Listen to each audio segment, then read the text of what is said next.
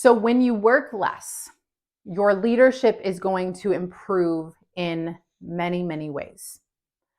A few of the ways are you are more creative. When you're more creative, when you have more ideas, that's going to fuel the business. And speaking of creativity, you also are innovative. So if we think about long-term success, it requires innovation. It requires us having new ideas. And not that any idea is truly new, but we need to be able to put our spin on things. We need to be able to intake information and be creators and not just be consumers, right? And so you have to be an innovator. You have to be able to see things and spot things and think about how you want to do it differently if you want to continue to succeed. So you're more creative, you're an innovator, and how about retaining not just your clients, but also your team? Nobody wants to work for a reactive leader. Nobody wants to work for somebody that is always overwhelmed and always chaotic. One of the things that I share with my clients when they come to me is that a lot of the issues that they're seeing within their team and across their business are because of them. And while that may sting a little bit at first, it also is so helpful because we can work on changing the infrastructure of the business. We can change the offers, we can change the processes, we can change the procedures, we can change the org chart, we can change everything in the business, but they have to change too. And so if you're reactive and chaotic and overwhelmed, that energy is impossible to just box up and compartmentalize. Your team and your clients feel it. And so you will be able to better retain your team and your clients when you step out, when you step away, and when you have space. When doing that, it also creates better work culture. So as mothers and as leaders, one of the things to think about is, what do we want the example of work to be?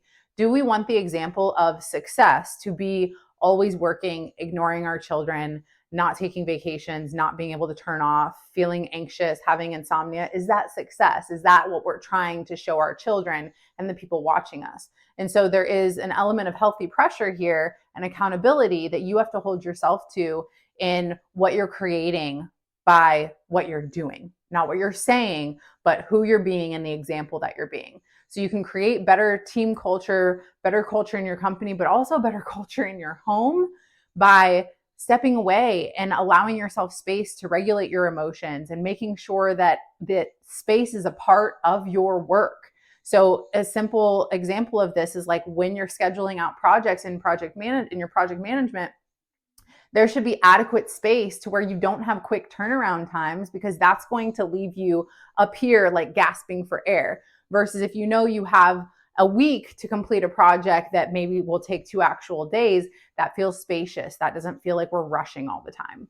So better work culture, also more productive communications is in effect when you are stepping out, when you are giving yourself adequate space, when you are taking care of yourself.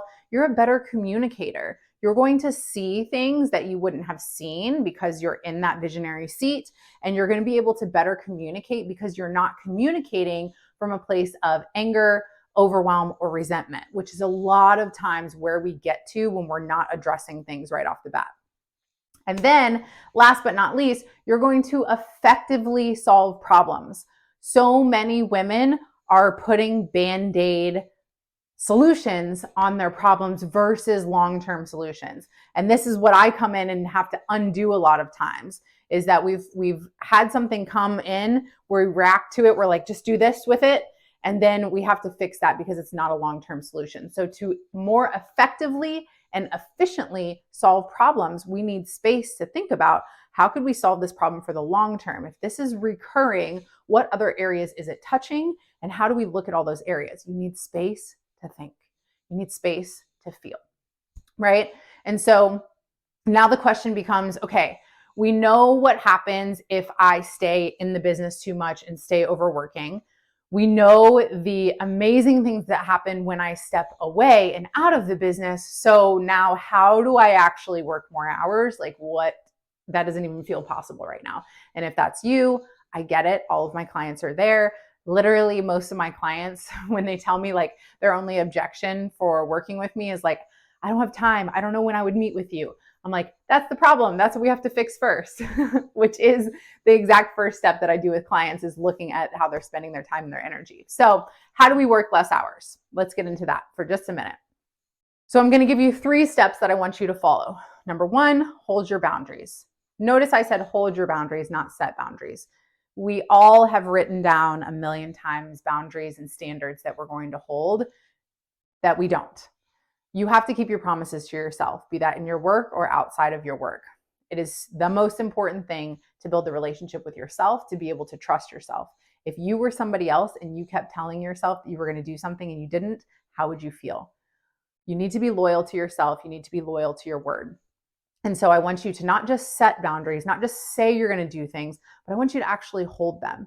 And when you hold them, what you need is some accountability, right? So that's your second thing, is you need to create accountability. When you set these boundaries and elevate these standards and say you want to do these things in your business, okay, there we go. There's the idea. Here's what we're going to do. We're going to work less hours. We're going to set this new work schedule. We're going to not take meetings on this day, whatever it is. Cool. We have that set. Now, what accountability, external accountability, are you creating? You can create accountability, obviously, through your calendar by removing, your availability. You can put things in your email signature about, a longer response time. But also, you need to share this with your team and probably with your partner, so they know as well, like, hey, I have a client that I started telling her she was eating dinners at her desk. She was working like from when she got up to like 6 p.m., like almost 12-hour days, right? And so I'm like, I want you to ask your son to come in and say it's dinner time, and I want you to leave your office. And so that accountability for her was like, oh my gosh, I need to eat dinner with my family. So create that external accountability, and that will help you to better hold your boundaries. The third step that I want you to do is decrease your urgency. So just like I was giving the example of in the project management about turnaround times, I want you to think about the areas of your business where there's a lot of reactivity, where there's a lot of urgency, where you feel like, oh, I need to get back to that really quick, or I need to do that right now, or like your distractions.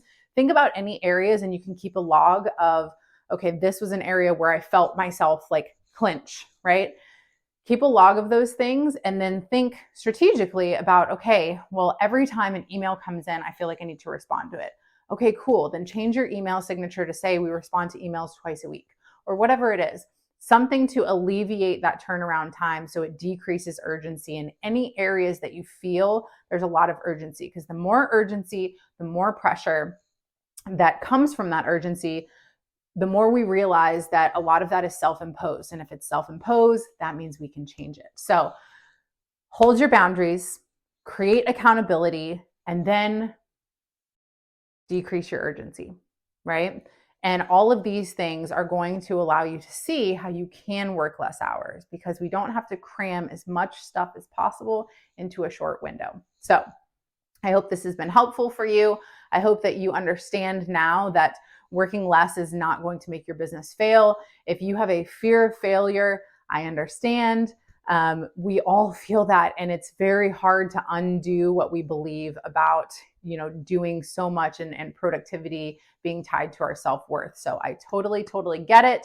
If you need to talk through this, if you are like, you know what, I'm so ready to just start creating the change that I want. I know that like I've built my business and it's financially successful, but it just doesn't feel good anymore. And it's taking away my time, and it's, decreasing the quality of my relationships. Then go ahead and book a call with me. Let's talk about what you need and what we can build in your infrastructure, and then how we can elevate your leadership so that running your business doesn't feel like that. And so you can get your time freedom back. So thank you for watching, and I will see you next week.